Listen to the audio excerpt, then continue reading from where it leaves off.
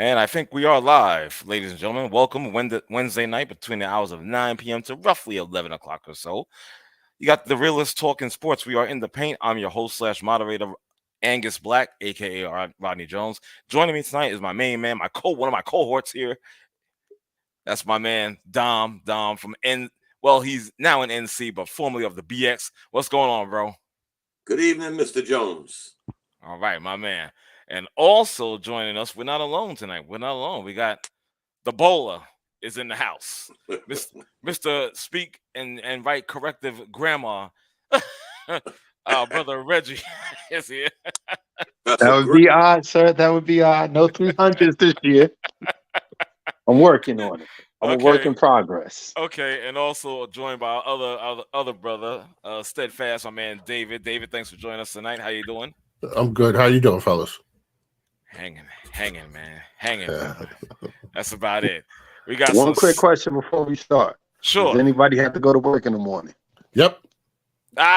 See, he thought he was gonna catch me. This guy be throwing shots at me on a regular. Oh man, let me find out. Okay. Hey, look, I got to pick up where Mac left off, man. Yeah, okay. Yeah. So you want that smoke that Mac got on the regular? Okay, I got you. Yeah. At least his Wi-Fi is works. going to start going. Yeah, I was about to say your Wi-Fi is going to start going out too. Yeah, I've been having a little trouble. I can't lie. And what would this show be without the presence of the one and only returning from his trip? The Bishop is in the house with us live. Welcome, Bishop. Hello, my brothers. Happy New Year. Welcome back. Happy New Year. Indeed. Yo, like I said, we got a pretty good one tonight. We're going to start off with this young man, the safety for the Buffalo Bills, my team, Damar Hamlin. His status, I've gotten encouraging reports. I've seen encouraging reports on he's somewhat breathing on his own without the ventilator. That's always a good thing. Hopefully it continues to get better and have a full recovery from this hit that he took. This is a collision and, caused a cardiac arrest, and I mean, to see this unfold on the field, if you're a coach, if you're a player, even if you're a fan at the live event, and to see something like this was wow. It was just crazy, man. It shook people to the core. I personally didn't see it. I got to tell you, I didn't want to see it because I would really just like unnerve me. And I'm just hopefully that the brother will do a full recovery on this, man. I was really scared for this guy, and again, it looks like he's going to recover. It looks like. I don't want to, I'm no doctor, I'm no medical expert, but I'm hoping that the fact that he's breathing on his own without this ventilator is a positive, a positive thing. So that being said, again, it's some other stuff as well, namely Skip Bayless. I'm sure that'll bring out a lot of, it'll make things interesting here. Yeah, and I think you guys might be surprised at my take on that, but I'm going to let you guys, get your stuff off real quick. You know what I mean? Mm-hmm. So, anybody want to take the mantle, or should I go on? Well, it's a very unfortunate circumstance. Mm-hmm. Good thing is that he's young, mm-hmm. So I mean he's still relatively strong. So maybe he'll have a full recovery. I don't know about football, right? For him, because I mean that I'm no medical professional either, but mm-hmm. It seemed like that might have been an underlying something going on with him other than just a hit. Okay. And that may have triggered it, but mm-hmm. He may have had something going because it didn't even look like a hard hit like that. Nothing out of the ordinary for a football game. As far as the other idiot. It's like, sometimes people just want to be the first to mm-hmm. say something, throw their voice out there, throw their voice in the mix.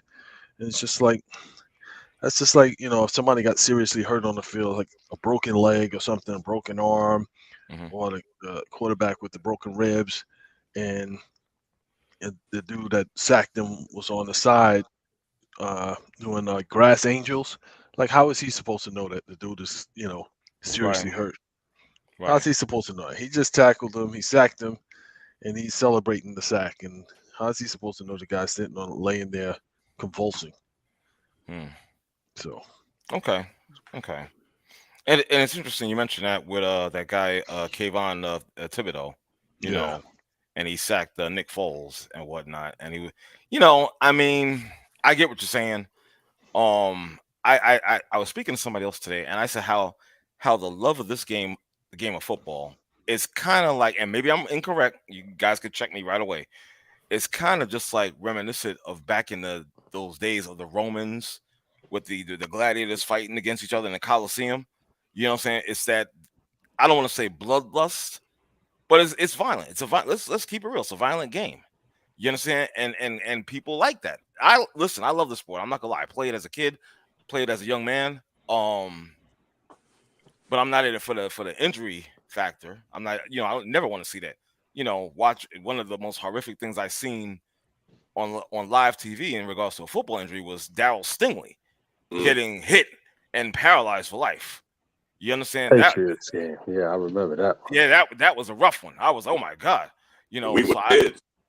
Yes. You know what I'm saying? So I was like, again, I just love the game.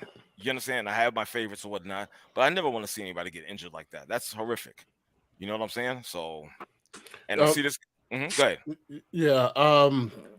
As far as the gladiator reference, I think the players, they have an on-off switch. Okay. And the fans, a lot of them don't. Right. So the players go out there trying to run through each other. They're trying to tear each other apart until that whistle blows, and then they go on to the next play. Fans hold on to things a little longer. So when this happened, listening to former players, they talk about how they have to be desensitized to injury. Injury is part of the game. So when something happens, they are, okay, I hope he's okay, and they're ready to move on to the next play. But for them, this was different. This is something that they had not experienced before. And, for all intents and purposes, the young man was pretty much dead on the field, and they had to bring him back. So that's something, when you see that, it changes you as a player. So I understand, though, the bloodlust that fans have. But going into it, I mean, none of us were, of course, been to a gladiator, event, but I think going into that, you're looking for death is a part of it. But in football, in sports, we want kill him, but we don't really mean kill him. Right. Now, when it comes to Skip, and Bishop, you mentioned about the Giants playing Thibodeau. The difference, I think, Skip, if I understand correctly, had at least the opportunity to have a sense of what was happening before he made his comment. So he knew the severity of it, and then still chose to make the comment tweet that he did, as opposed to Thibodeau, who it was in the act of a football play and then the celebration afterwards. He did not have any idea that this player, Nick Foles, was seriously injured. So I think he took a lot of unnecessary heat because I don't think that he would have been celebrating severely injuring someone. I don't think anybody celebrates injuring somebody, but it is a violent sport, and they are taught to play until the whistle goes and try to tear the guy's head off, figuratively. So to me, there's a difference with that. Now, the backlash with Skip, I'll be honest with you, I didn't follow any so I didn't hear what Shannon Sharp had to say. I didn't follow any of that other stuff because once I heard what Skip said, I really didn't care to hear anything else. I feel you. I feel you. It's guys. We've been over this a million times.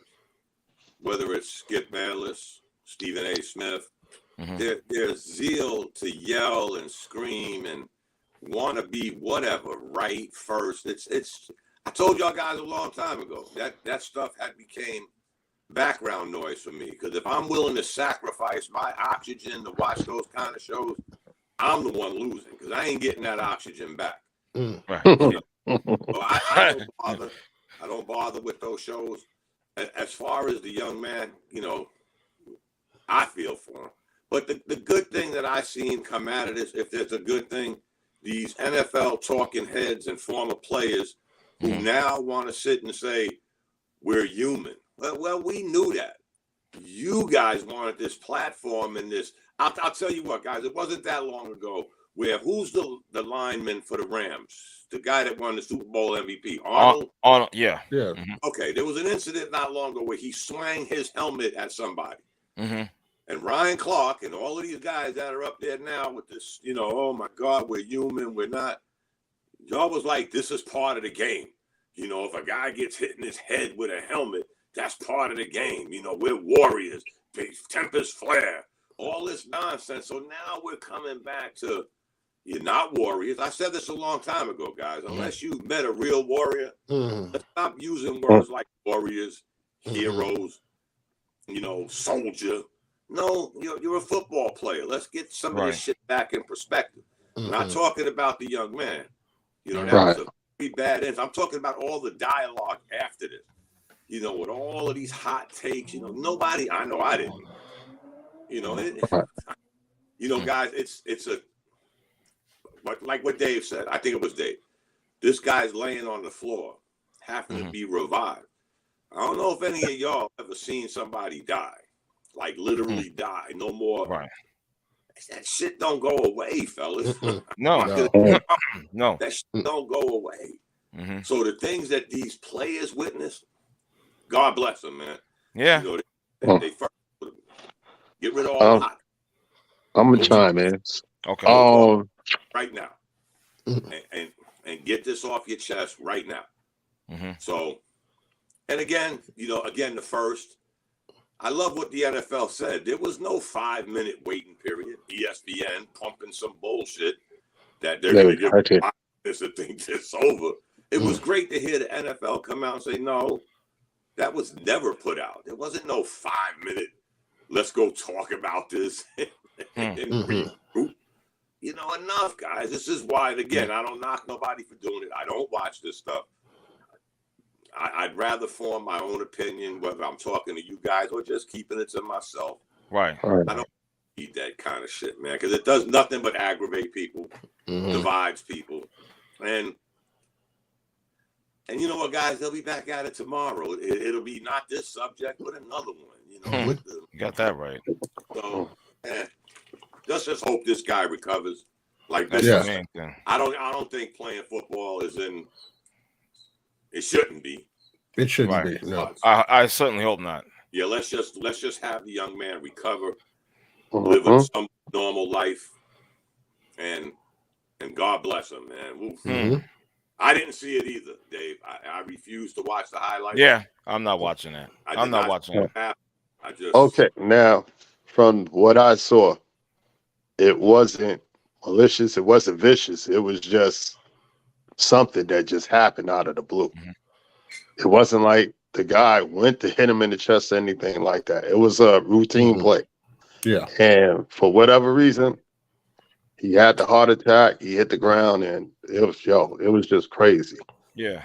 But to get to the point, I hope he recovers and everything like that. So now, I'm a sidetrack a little bit. You think what happened, and I don't wish this on anybody. I wouldn't wish this on anybody in the world. He gives Andrew Luck a whole new meaning of what he did. You understand? So remember how everybody was down on Luck? He quit, this, that, and the other. Hey, listen, he probably knew something for him, his personal decision. Right. And people came down on him like, oh my God. So you got to think back and be like, wow, you know. Yeah, Wow. yeah, that's a good point. These players in all these sports, they're disposable to us, but not to themselves and their family. No, Right. I agree, Dave. Yep. So we go into it. Oh, look what he did to my team. How could he do that? Stuff like that. But these guys, and maybe more of them now will feel vindicated in football is a short career. For people like Brady are the exception to the rule. But I'm praying for this young man to recover, but I don't think he should. I can't speak for him, but hopefully somebody in his camp, they're like, listen, you don't have to do this anymore. No. And what I heard today was that even though he's 2 years in, so he wasn't fully vested, but the league was paying for all the medical expenses, and they're taking care of him.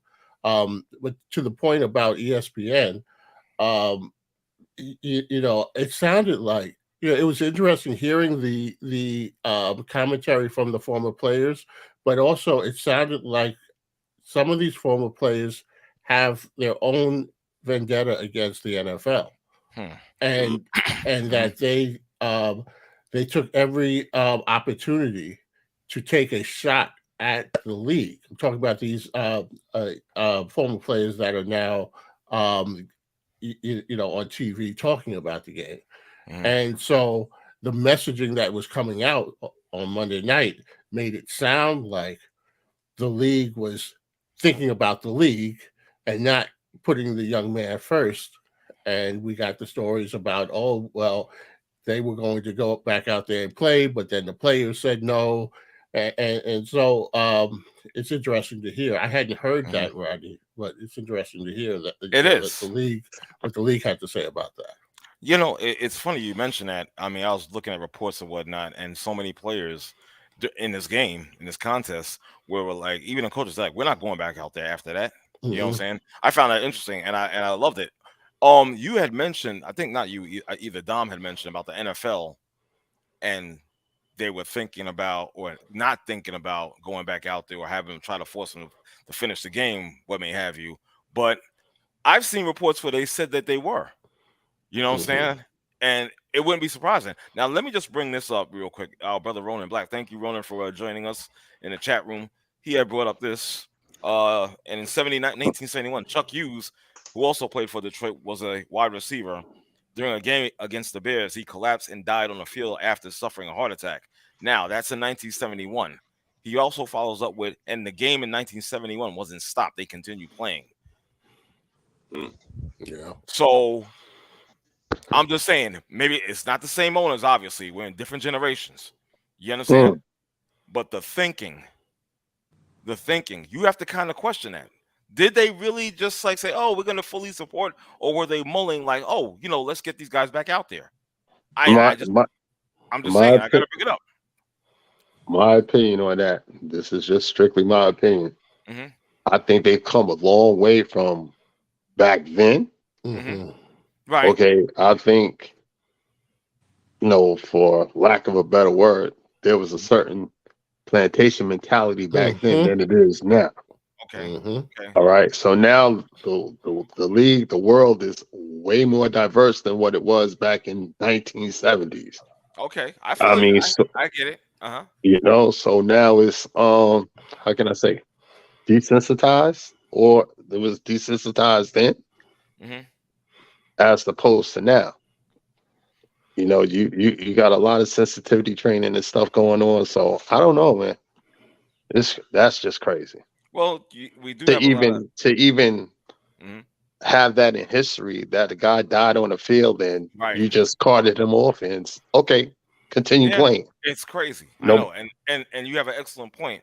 In saying back in the 70s or whatnot. I understand that, but at the same time, let's not act like this is a squeaky clean league either.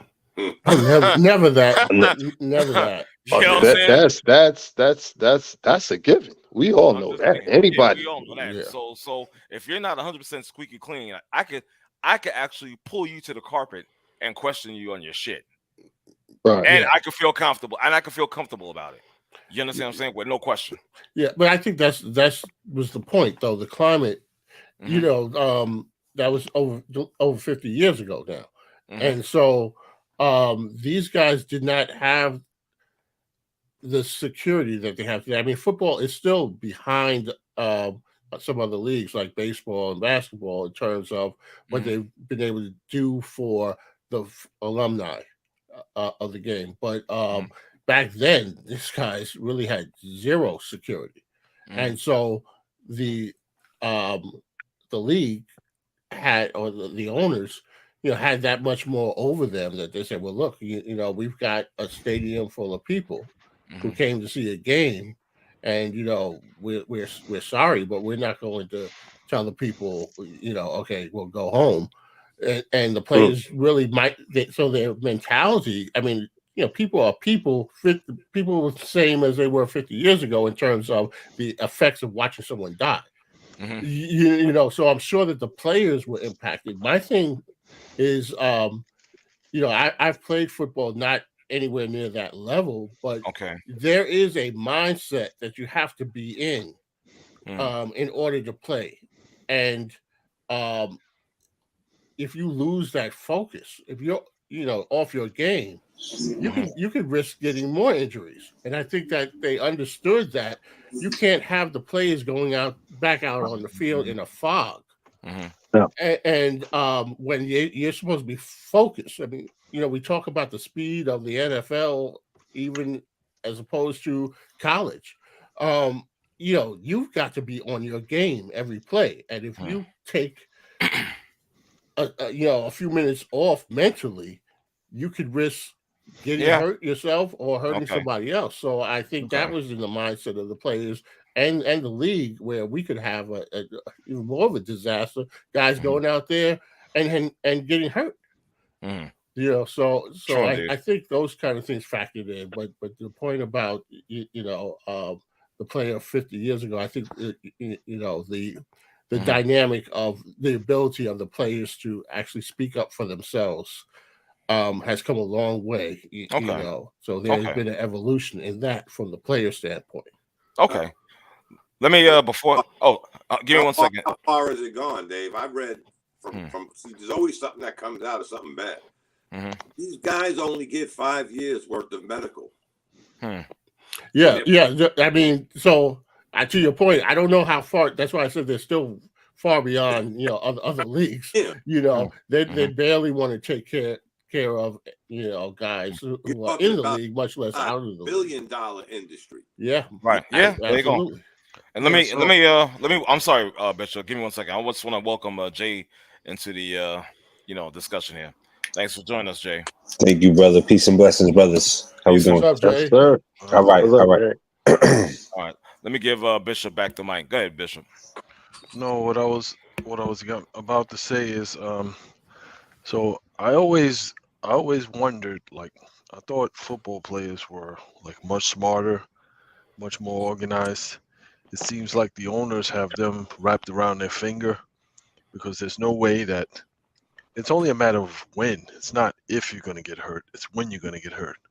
So I don't understand, like, why contracts are not guaranteed, why there's not some better medical coverage, because once you get injured, well, it's probably some sort of lifelong injury that you're going to be dealing with. So I don't understand. All the other sports, they have guaranteed contracts. These guys, it's like, well, if you don't play, then you don't get paid this or you don't get paid that. It's like, yeah, I never could understand that. I never could understand that part. And it's not like they're suffering for money, because all of these stadiums, how many of these stadiums hold, like how many people do they hold?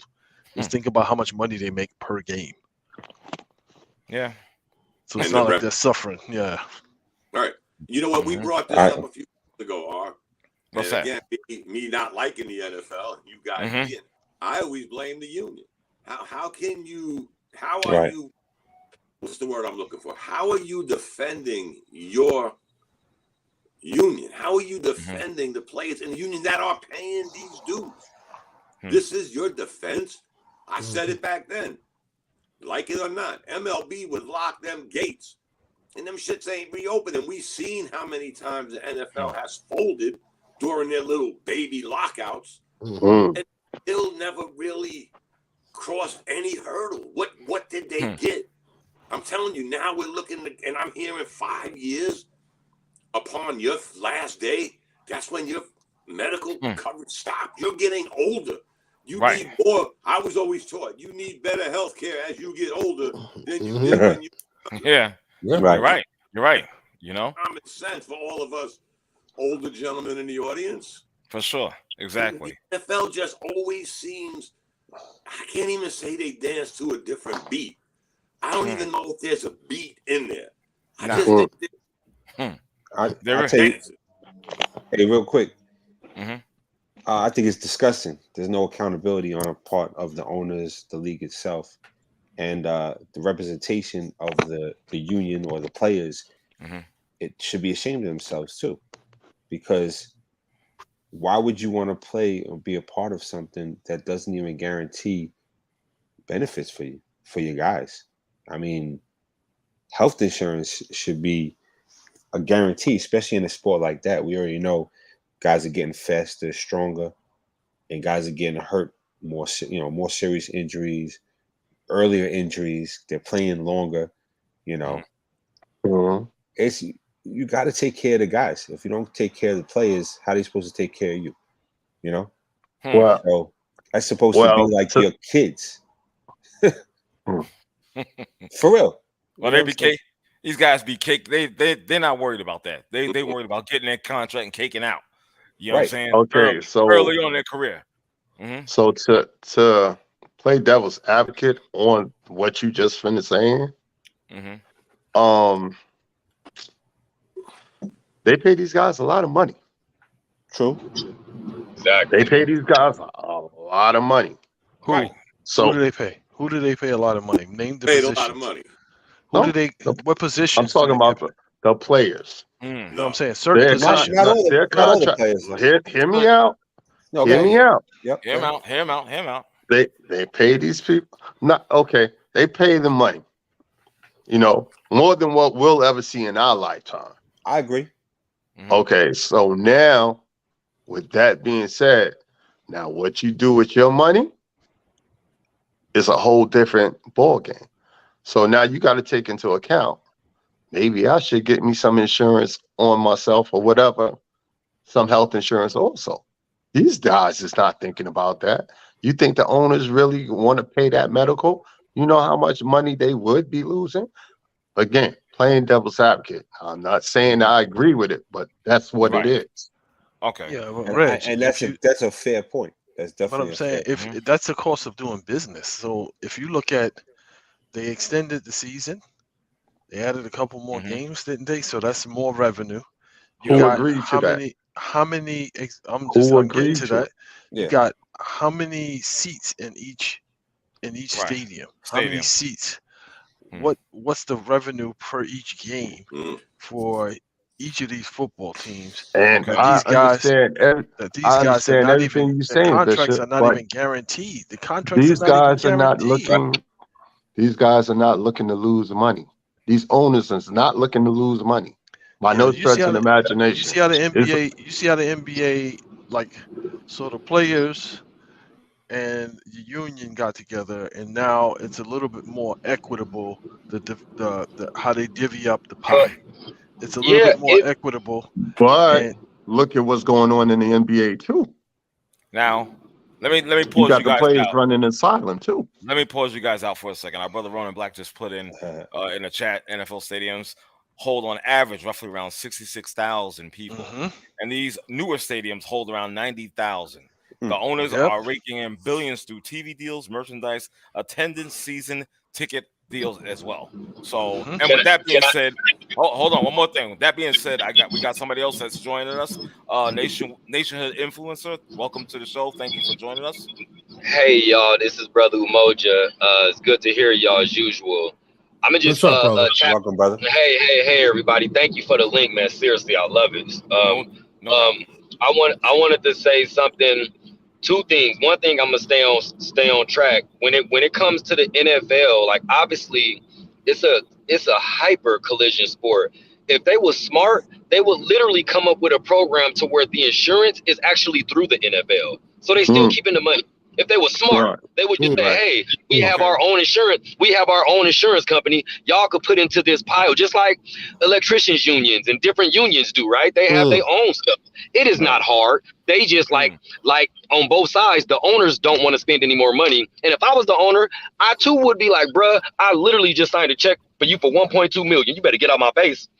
You know what I'm saying? Like, I'm just saying, if I was the owner, I would. That's what I would do. And on the sidebar, y'all could get to this later if y'all want, or if y'all already have. But I heard a pundit talking earlier, and they was like, I really don't think kids should be playing tackle football until like high school. What do y'all think about that? Because that's something that's just getting left out of there, right? Like, for real. Because I got a son, and he been playing tackle football since he was 5, man. And I'm like, right? Like, but that's just something else to throw out there, right? Because these injuries, it's kids who die too, y'all. Kids be dying in high school. No doubt. More so.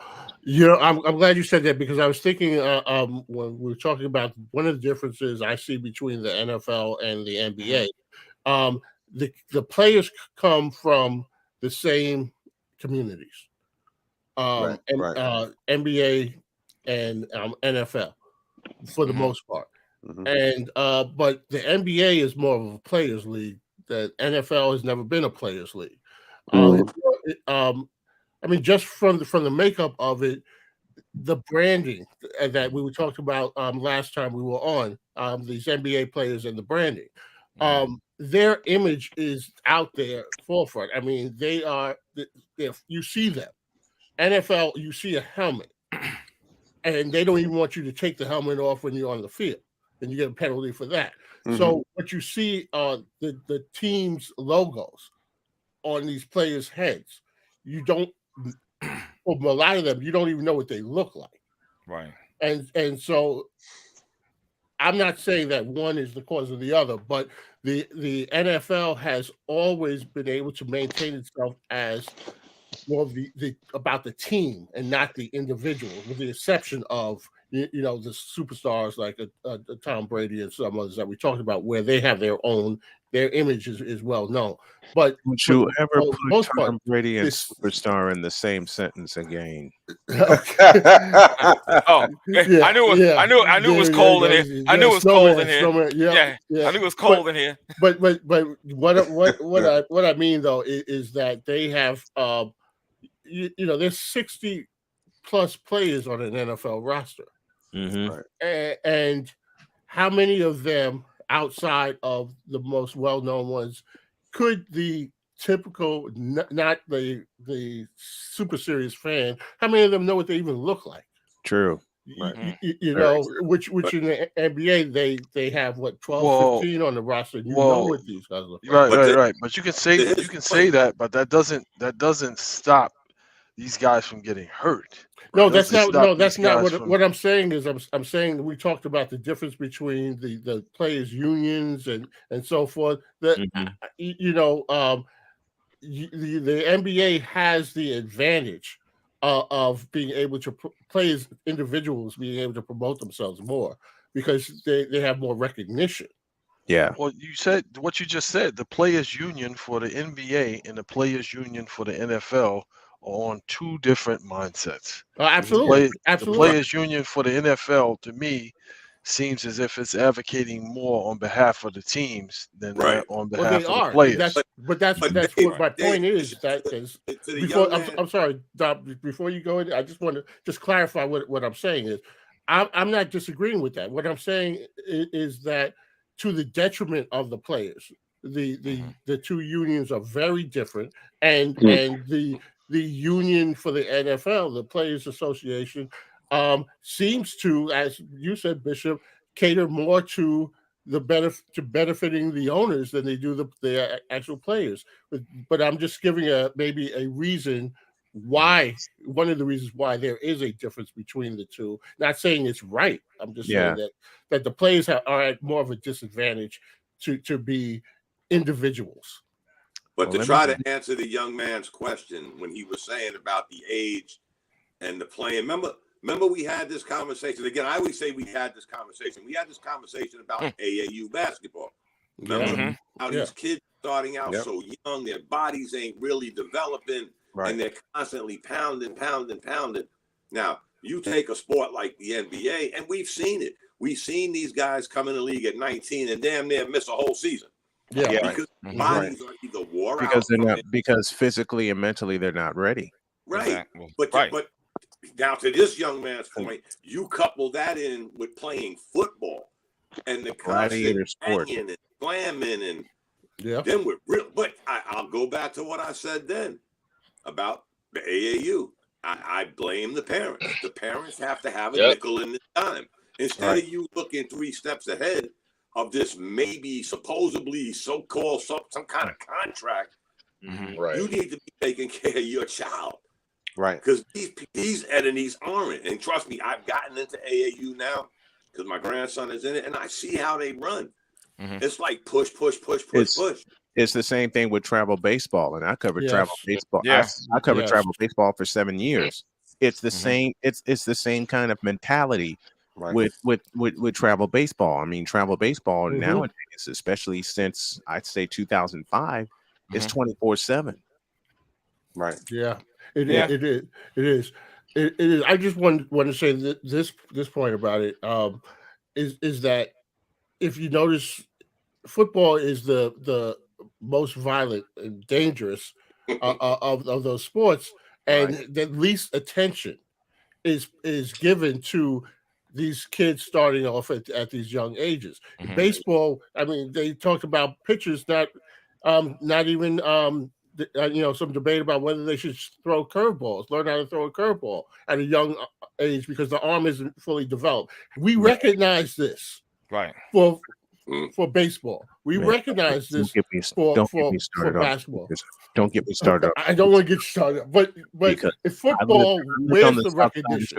I lived on the south side of Chicago for many years. I've seen Jackie Robinson Little League played in it. I've seen high school baseball, Whitney Young High School, Lane Tech, and as I said, I've done travel baseball for 7 years. And this travel baseball, they have these kids throwing. I'm talking about knuckle curveballs, and their arms just aren't ready. You're putting too much torque on that arm. You should be throwing nothing but gas to develop your arm until you turn 18. Right.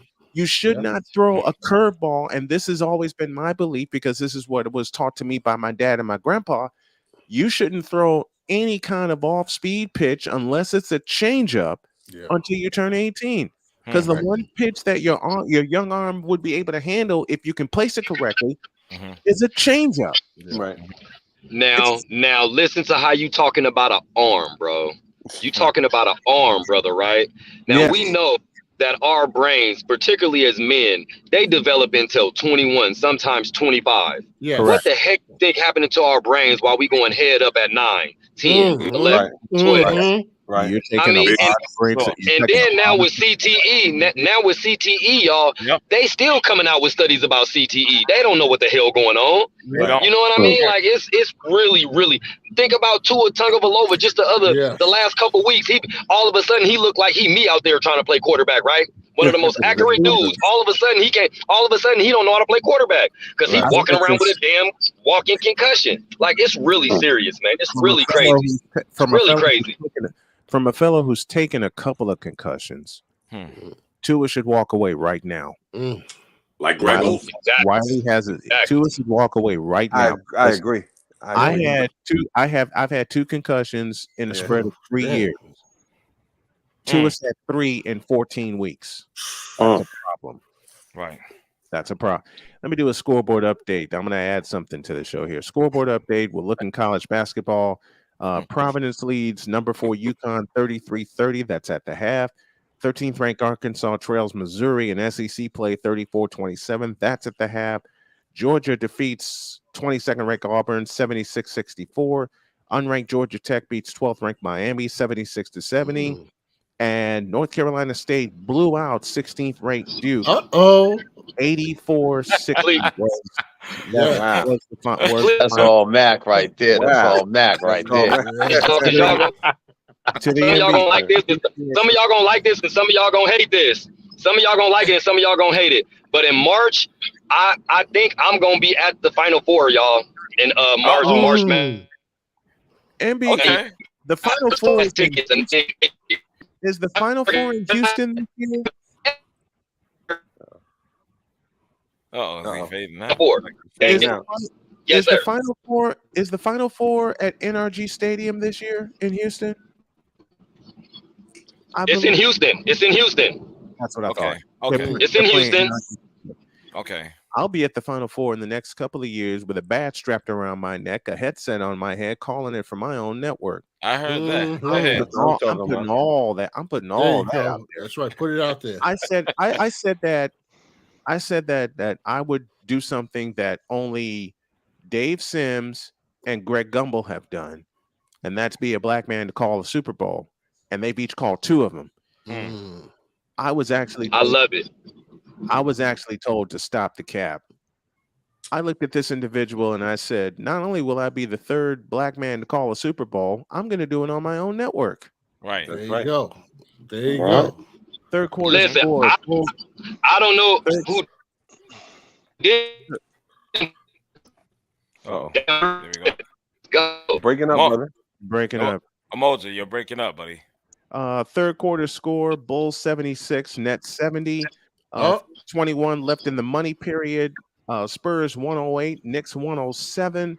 The first half, North Carolina leads Wake Forest 26-24. And I'm auditioning. Listen, if stations want to hire me to do scoreboard updates, and I'm incorporated on my own network as well, call this an audition. Fourth quarter score, north of the border, Milwaukee 72, Toronto 61. First half score, Baylor 31, TCU 25, and go Horned Frogs Monday night. Final score. That's right.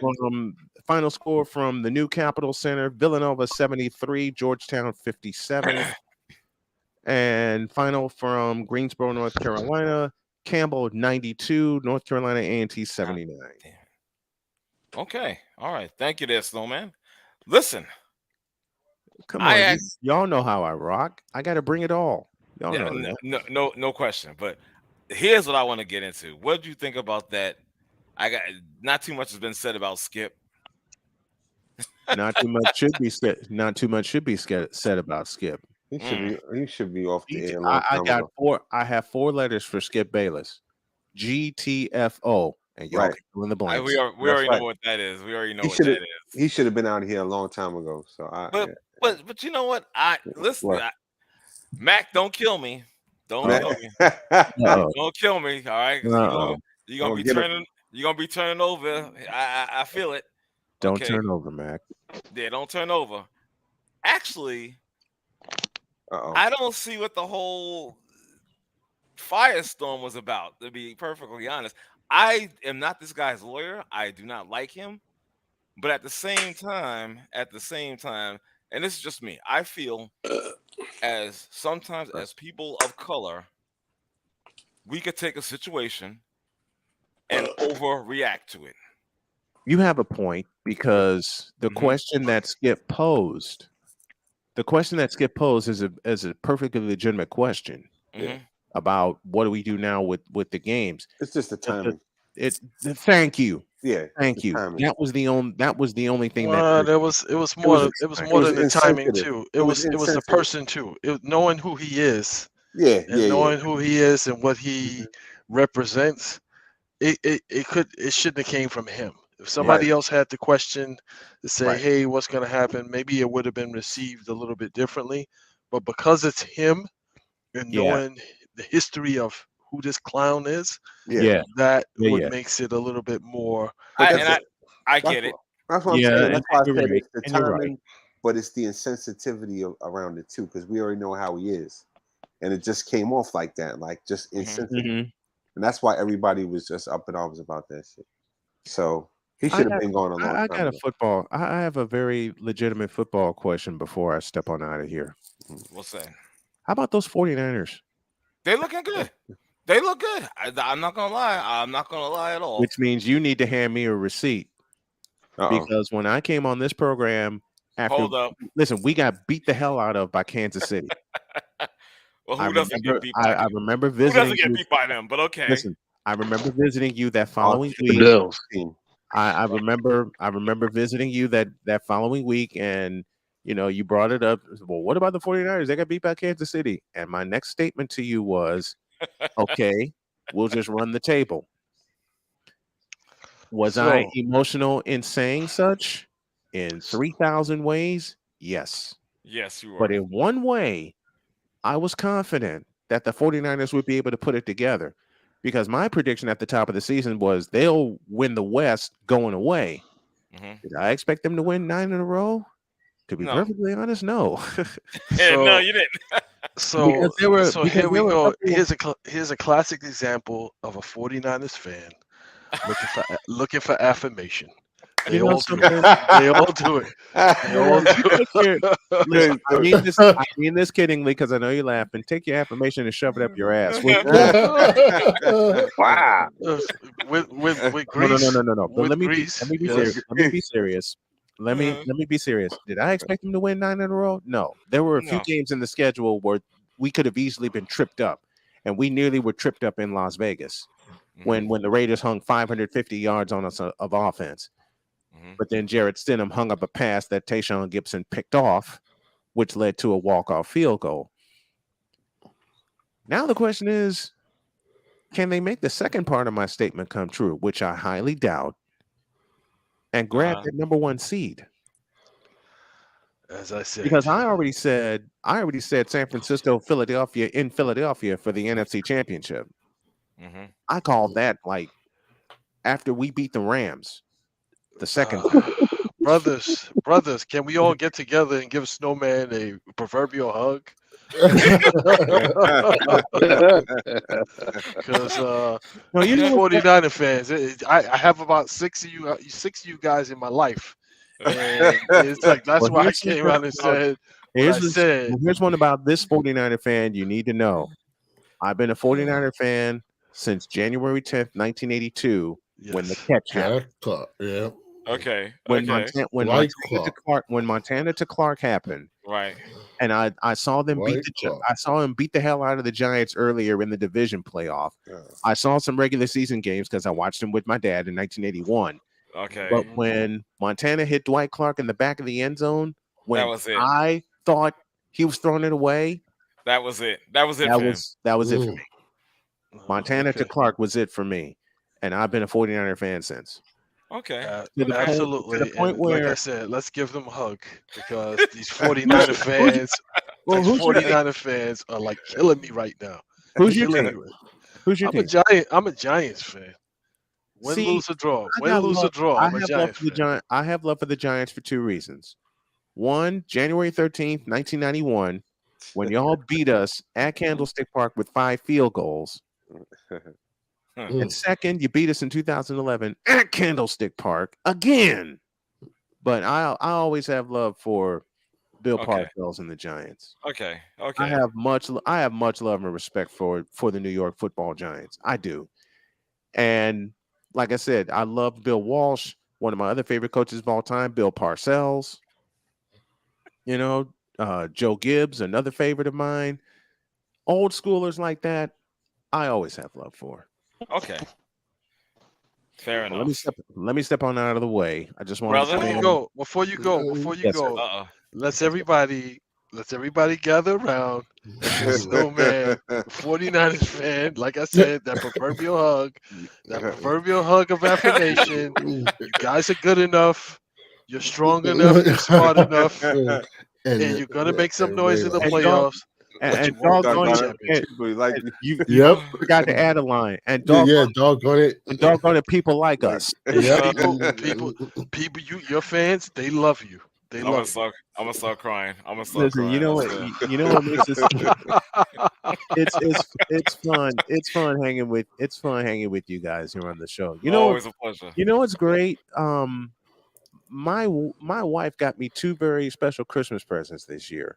One of them was like a lawn hat, the hat that you wear when you're out mowing the lawn. She got me one of those, and it was a 49er hat. And second, she got me a 49er shirt, but it was the old school logo. And she looked at me and she said, "You know how hard it is to find shirts like this with the old logo on it?" Yeah, I was crying. I was crying. The fact that she even knew it was, I mean, right. Exactly. Yes. Exactly, Dave. Let me step out of the way. Thank you, gentlemen. All right, Always a brother. pleasure. Have a good one. Brother. Thank you. All right. That was Snowman from Snowman in the Morning, or his new show, the Brian Snow Show.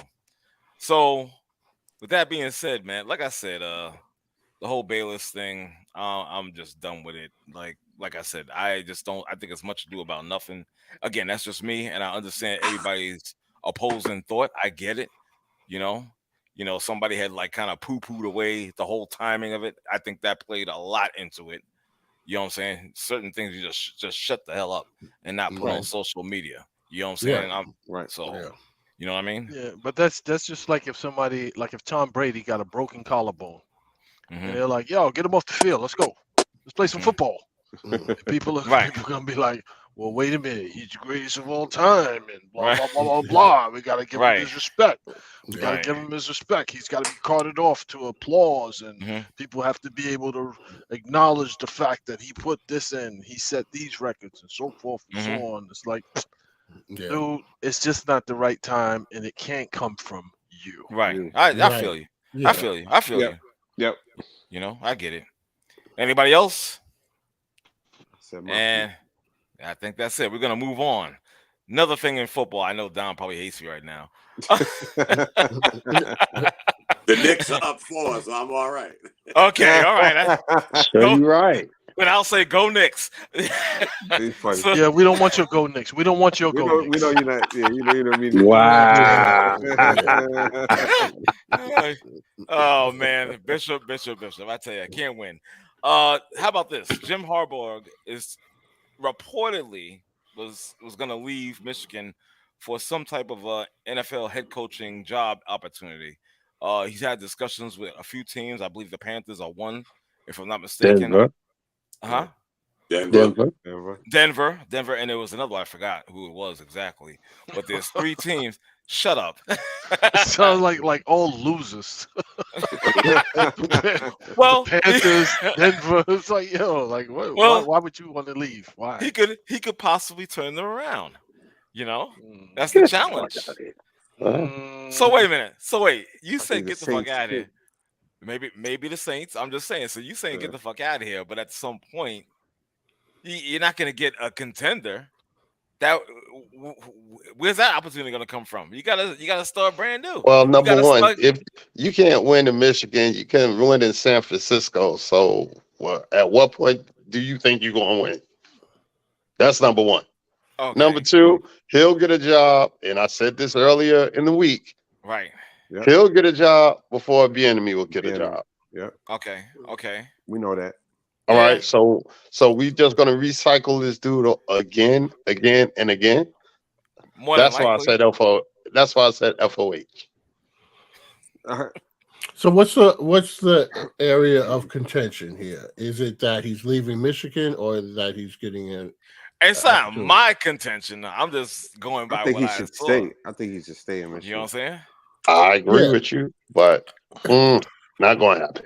Yeah. I think some guys that just see themselves as an NFL coach, right? And they'll take a position on the college level to you know, and then work with their ideas. They want to get back to the NFL, and I think he sees himself as an NFL coach. I think Michigan probably understood that going in.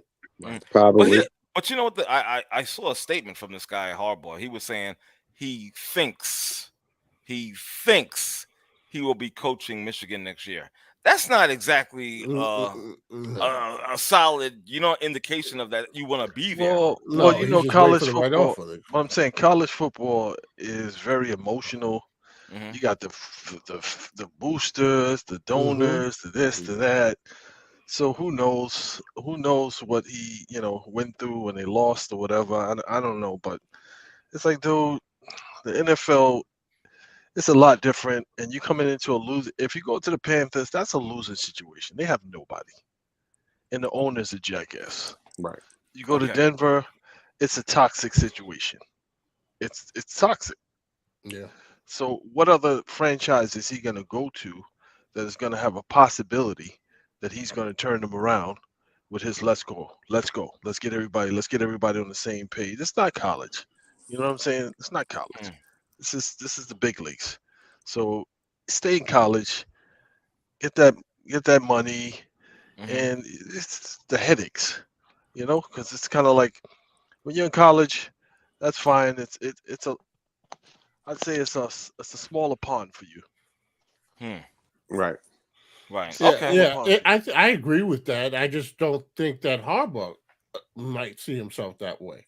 I think that there are some coaches that they made their name in college, and then they tried to go up to the NFL, and it just didn't work. And we realized, okay, no, you're best suited for college. That may be the case for Harbaugh, but I don't think he views himself that way. Okay. I think he thinks himself as an NFL guy.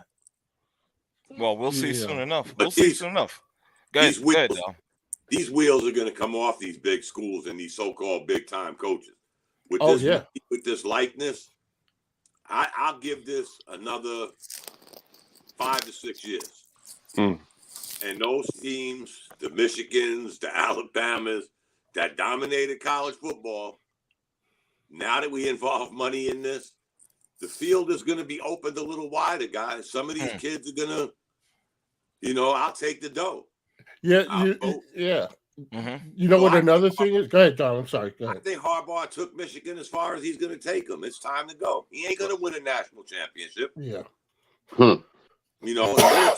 He's in a tough conference to begin with. Yeah. Right. True. Well, he won a championship by beating Ohio State twice. Yeah. So that's the championship when it comes to Michigan. Right. But I heard something today that I hadn't even heard. It only took him 5 years to do that. Yeah. But it's not how you start, it's how you finish, I guess, lasting memory. But the other thing that they're talking about now that's going to hit college football pretty hard is this whole new rules with the transfer portal. Oh yeah. So what they were saying today is how you have teams like Alabama and some of these other big schools that have multiple 5-star recruits, and you bring on you recruit a 5-star player who's playing behind another 5-star player, and they're used to coming in right away and making a difference. And these guys going into the transfer portal, and now they were talking about TCU has taken advantage of that. So it's going to be interesting to see how that's going to impact some of these bigger schools and other schools that might opt to recruit from the transfer portal instead of recruiting a kid coming out of high school. Yeah. Well, so more control for the kids, less control for the programs. Yep. Right. So he might as well go now. Yeah. Okay, Ronan, I see that. Yeah, I agree with Ronan on that. Most attractive job should be the Chargers. After they go one and done with their clown car head coach. Wow. I'm sorry, I was cracking up at that one. Sean Payton will be the first name mentioned. They have a franchise quarterback in place, which they do. I didn't know they considered Harbaugh a quarterback whisperer. They was like, oh, maybe he could go to Denver and resurrect Russell Wilson. I didn't know he was a quarterback whisperer. I didn't know that either. But he reminds me of Next Town Brown. That's who he reminds me of. Of who? Wow. Wait. Oh, wow. Oh man, damn, that's cold blooded, man. That's cold blooded. What? Might be true, but it's cold blooded. I'm just saying, man. Oh God.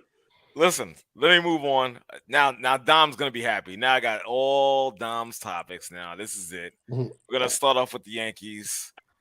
They hired a name from the Yankees past. He was a scout for the Yankees, Brian Sabean, and he's hired as an advisor to general manager Brian Cashman. I think Cashman's in trouble. I don't know his contract situation with the Yankees, Cashman, but didn't he just sign one?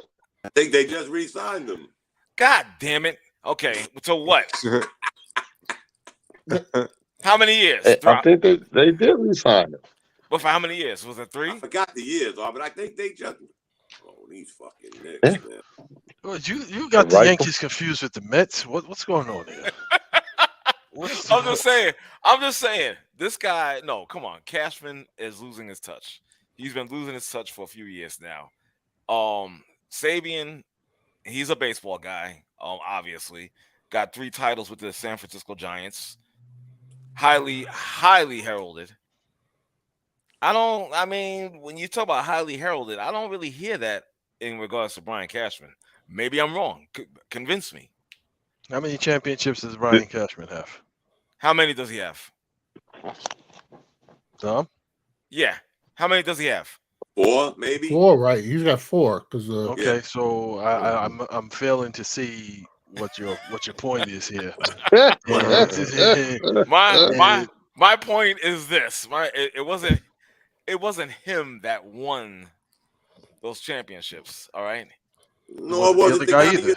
It wasn't the other guy either. It wasn't the other guy either. But yes, I'm saying maybe what happens is they want to get somebody else in there to help out, to get some of these other players that they need to get to, which he's failed to do, right? Cashman, which he's failed to do. I think we got to start putting the onus, and the Cohen guy in New York, the other New York team, he's embarrassing the Yankees, because while we sit here and talk about Cashman, this young man ain't afraid to spend money where the Steinbrenners seem to be acting like they're pinching pennies. Right. That's got to stop. I mean, I'm not saying go out and just spend, but you got to start plugging in holes. I said it before. You re-signed Judge, and what else did you do? Nothing. Sat on their hands. Yeah. They ain't do shit. Meanwhile, here's this guy buying up everything from Taiwan to Brooklyn. I mean, buyer beware. Buyer beware. I don't hate the Mets.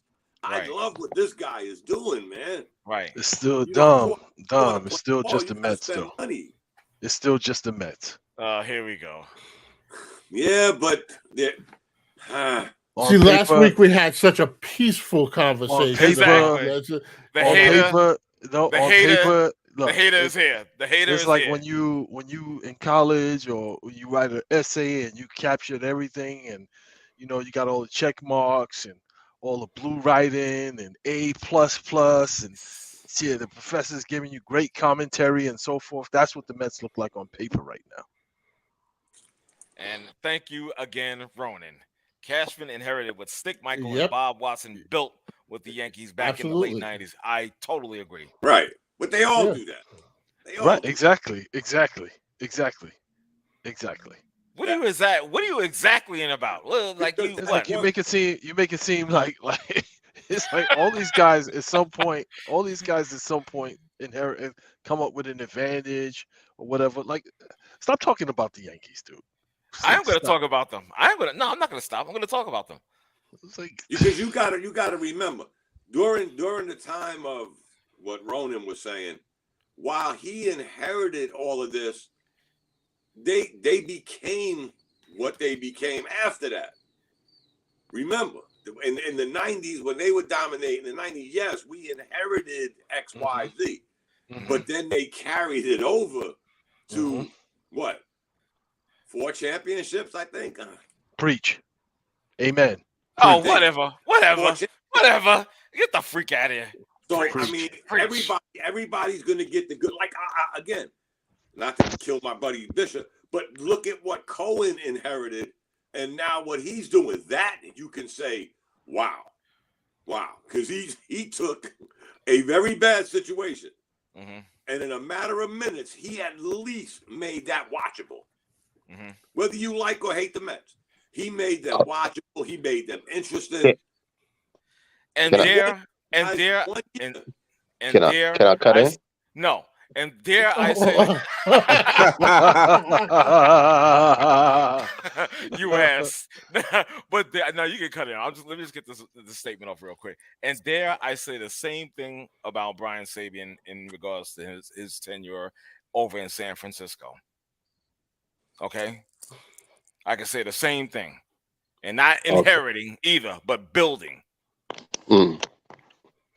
Now, you may add your comments, Sir Reginald. Okay, now we're talking about, Don was saying about the Mets and how Cohen did.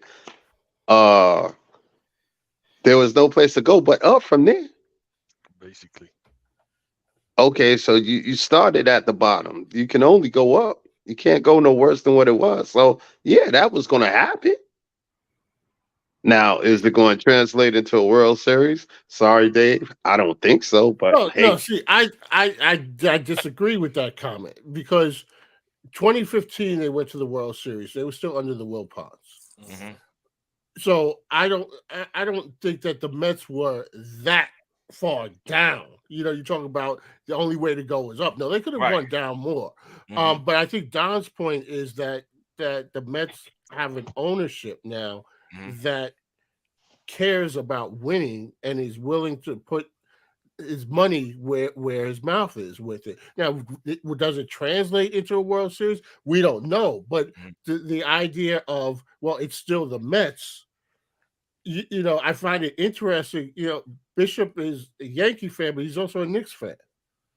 And when was the last time the Knicks have won anything? And I'm a Knicks fan, but when's the last time the Knicks have had any kind of relevancy? So Bishop, they're always relevant. They're always relevant. Not in the sense of the conversation of who's going to win an NBA championship. They're always relevant. They're relevant because we're fans of the team, but they're not relevant in terms of the conversation. When you go into an NBA season and they talk about what teams do they expect to play in June for a championship, the Knicks are not in that conversation. No, they are not. So I just find it that Bishop, you get very high on, well, it's the Yankees as opposed to the Mets, but you're also a diehard Knicks fan. Absolutely. So your ability to, your royalty sort of falls off after baseball season ends. Well, hold on. If you look at wait, hold on. So here we go. Regardless, win, lose, record, regardless, the NBA revolves around certain teams. It's just a fact. LA hasn't won it. LA hasn't. They're losing season. The Knicks. There's certain franchises that the Knicks revolve around. If they're doing well, then it's better for the league than it is worse for the league. But the NBA, the Knicks haven't been to a championship since when? What? 70s? 99? I mean, won one. Won a championship since the 70s. Since the 70s, and we still. And guess what? Everybody's still talking about who? The Knicks. Everybody's still talking about the Knicks. Everybody. I don't know. I think outside of Knicks fans, I don't know that they really look at the Knicks like that. Yeah, everybody talks about the Knicks. The commentary, you watch, like I watched some of the other games, and the comments about, it's like, yo, you are commentating on a game that's on the West Coast. Why are you talking about the Knicks? You comment the situation in New York, this and that, blah blah blah. It revolves around the Knicks. I'm sorry. It revolves around the Knicks. No. Don't pay him. Don't pay him. I'm a Knicks fan. You can't listen. You can't listen to the other guy on the line. You can't listen to the other guy on the line because he was a few months ago. He's telling us that we need to model our franchise after. Well, that's a different. Yeah. You can't really listen to him. No, you can listen to me. Okay, because you would have a 12-game winning streak going on. Okay, that's probably going to end tonight. But whatever. But I'm just saying. But it happens. They're not going to win every game. Exactly. But I will say, since they got rid of Nash, they're a different team. For sure. Yeah. They're a different team, but they still have the same. They still have the same. Wow. Yeah, I fervently disagree with that statement. No, what a shocker. I disagree with that statement. And I love Ronan's commentary, but I disagree with that statement. What a shocker. What a shocker. But in any event, it's kind of like I was having a debate about that today with someone who's saying, "Oh, the coaching." It's not the coaching. Kevin Durant is who Kevin Durant is. Kyrie is who Kyrie is. It has nothing to do with the coaching. Yes, it And does. at the Yes, end it of the does. day, what really is Jack Vaughn going to be able to teach these guys? What tools is he going to be able to add to their toolbox? But Bishop, I think I agree with that. But I think coaching is more than just the X's and O's. It's a Right. culture, and maybe Nash just didn't have anything that any didn't check any boxes for No. me as far as what a coach is.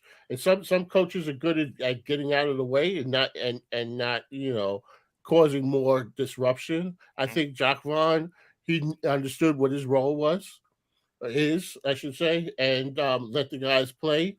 But there is some kind of something has changed, Right. and I'm not Well, going to say that it's Jack the Vaughn. animosity towards Steve Nash, it was clear that Kyrie Irving had some sort of animosity towards Steve Nash. He didn't have Yeah. any respect for Steve Nash. Right. Okay. That from jump. And it's kind of like, the statements that were made, that was not your MVP, yada yada yada, just running whatever play. The coach says, "Hey, we're gonna run this." He goes out there and does whatever. That's just shows a lack of respect. But yeah, you make a good point. Jack Vaughn just goes out there, gets out of the way. Hey, what do you think about that? Or what do you think we should run? Whatever. You're hating, man. Oh God, man.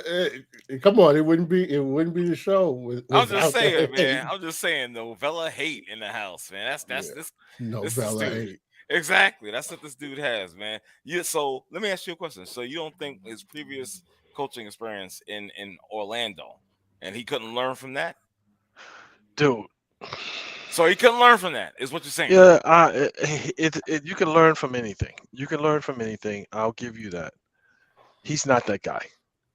He's not that guy. Well, to you, but right now he is that guy.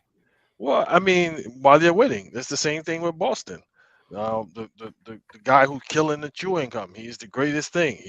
We don't need the wife the wife dude. The wife grabber. We don't need that guy because we got this guy. And then now you start to see, well, wait a minute. There's probably something to this Udoka thing because they're getting beat by teams that they shouldn't get beat by, and teams are coming in there and realizing, we could chin check these dudes. They're not really that good. They're not really that good. You call the wife whisperer. Yeah. So it's kind of like, it does take, and when you get to regular season, it's fine. You can go on streaks because if you win the games that you're supposed to win, you look good, and everybody is happy and so forth. But it's like when you start playing the games where it requires you to actually know some X's and O's and be able to make in-game adjustments and be able to counteract what the other coach is doing. Yeah. Then that's when it becomes like, you've never been on this level before. Number one, you've never been under the tutelage of someone on that level. So where are you going to get that from? So his experience is what? Orlando? Yes, okay. Orlando. Assistant in Brooklyn. Mm-hmm. And what else? Assistant to the assistant manager. Right. And what else? So he was the guy that makes sure that everybody had whiteboards. Everybody had the whiteboards. Whatever. And everybody sat in the right seats. And if you like to have a towel on the left and the right, like David, responsible for that. Like David said, he just came in and changed the culture. That's all it is. That's all it takes. Right place, right time. Whatever. Don't reduce it like that. No, I'm not going for that. No. It's not like they brought an usher down there. No.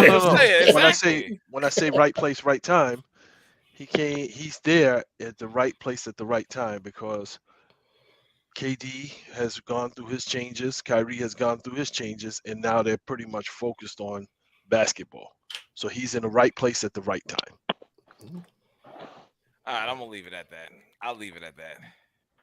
All right. Well, fair enough. Fair enough. I'll leave it like that. That's cool. Ain't no big. All right, I'll take that. That wasn't as bad. No.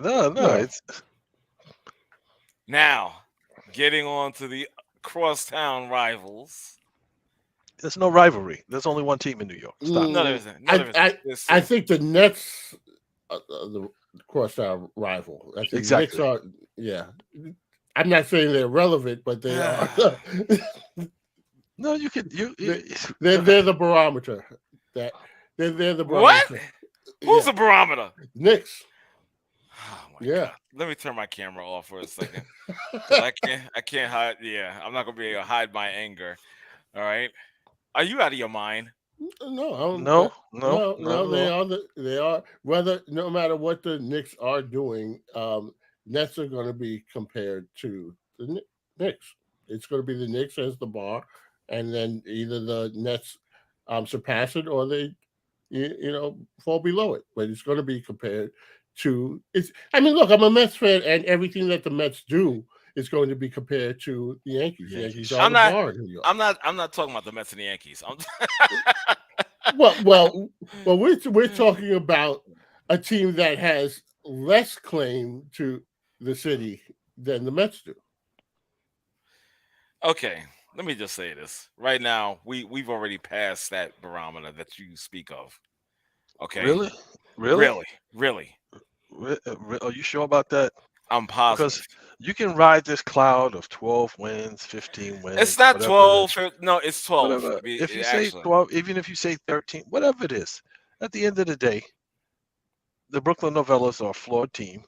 When they get to the playoffs where they got to play teams that are not flawed in personnel, it's going to show. And then you're going to be sitting there tight, just like us Knicks fans. Just like us Knicks fans, kind of like saying like, yo, we had it. If we would have did this, if we would have did that. It's like it's a flawed roster. And unless they fill some of the holes in that flawed roster, and then you also got to, I said this before, you also got to take into account that the two guys that you got in the forefront, neither one of those guys are like leaders. Neither one of those guys have like heart like that. So you're gonna wind up. You can say whatever you want to say. Yeah, the Knicks are not this, the Knicks are not that. But you guys spent all that money, and you're gonna wind up in the same spot. Nah, as the Knicks. Nah, sitting at home watching who's playing for the championship. Yeah, and I think what I'm saying is, and I even admit this as a Met fan.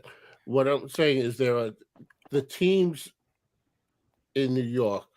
The Knicks are looked at as the New York's basketball team, and then the Nets. Whatever the Nets do, even if they win a championship, they're going to measure it against what the Knicks do, as opposed to if the Knicks win a championship, they're not really going to say, well, we're going to compare it to the Nets. The Nets are not going to be in the conversation. It's going to be all about the Knicks. I think if the Nets win a championship, it's going to be compared to what the Knicks did.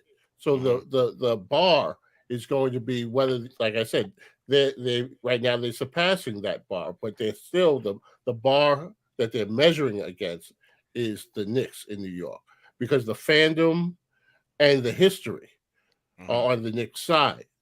And that's something that as a Met fan, I have to acknowledge, is that the history of New York baseball leans heavily towards the Yankees. So even in our best years, right, it's still measured against the success of the Yankees. That's what I mean as far as being the bar. I'm not saying that they are comparable right now, but I'm saying that you're going to measure any success is going to anything that the Mets do, anything that the Nets do, even Jets compared to Giants in the city. It's going to be looked at in comparison to those other teams, right? And I don't think it works in reverse as much. Okay, fair enough. You argue me down. You debated me down. I give you that. And it looks like they're about to lose anyway, so who cares? Didn't I tell you that earlier? Huh?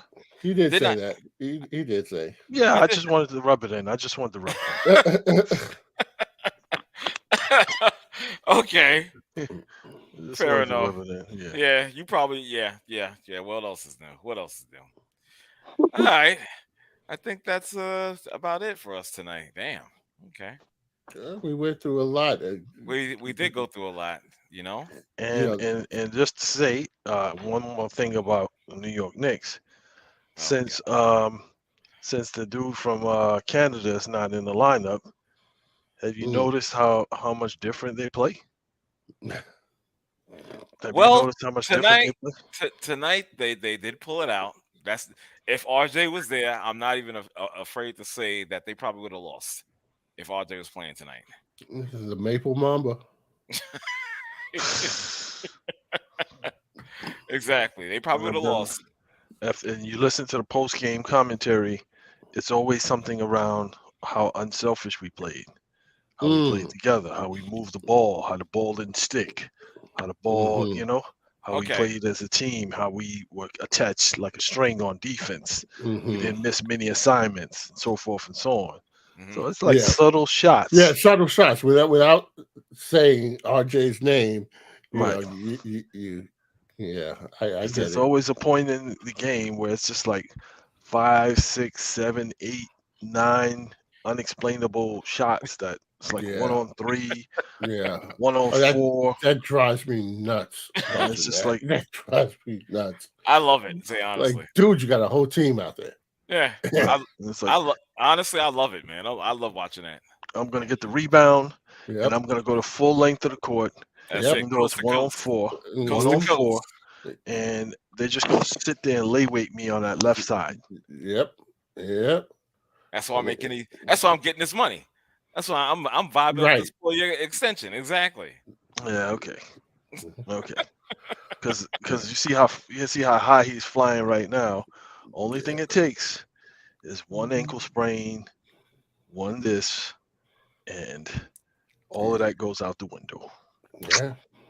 All of that goes out the window. I'm not hoping anybody gets hurt, but KD goes down, it's a wrap.